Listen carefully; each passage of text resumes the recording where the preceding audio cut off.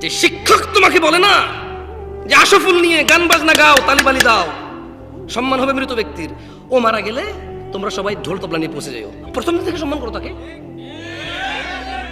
বুঝি 50 বছর অপেক্ষা করার পর তুমি গান বাজনা বাজাও সম্মান করবা, ফ্রম দ্য ডে ওয়ান প্রথম থেকে করো তাকে সম্মান। আউযু বিল্লাহি মিনাশ শাইতানির রাজিম।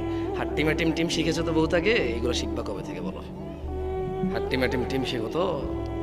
আমি চিন্তা করি মাঝে মধ্যে হাট্টি ম্যাটিম টিম এটা কি জানি, আল্লাহ জানে।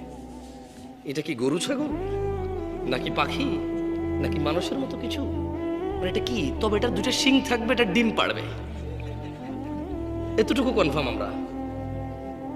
এটা কি? এটা বাচ্চা প্রসব করবে না, বাদুর যেরকম করে, ঘোড়া যেরকম করে, গরু যেরকম করে, মানুষ যেরকম পেটে বাচ্চা প্রসব করে, এটা এরকম প্রসব করবে না, এটা ডিম পাড়বে। এটা কি করবে? ডিম পাড়বে। এটা পানিতে থাকবে না ডাঙায় থাকবে আমরা জানি না, নাকি উভয়চর হবে এটা আমরা জানি না।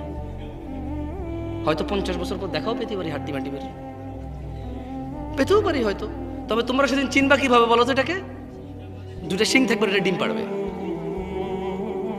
তার মানে এটা মুরগির মতো ডিম পাড়বে, কিন্তু শিং থাকবে গরুর মতো, শিং থাকবে ছাগলের মতো, হরিণের মতো, কিন্তু এটা ডিম পাড়বে মুরগির মতো, হাঁসের মতো, কোয়েল পাখির মতো, টিয়া পাখির মতো। কেমন শেখো, দেখা পেতেও পারো, তোমার নাতিপুতি পেয়ে যাবে এই হাট্টি মাটি।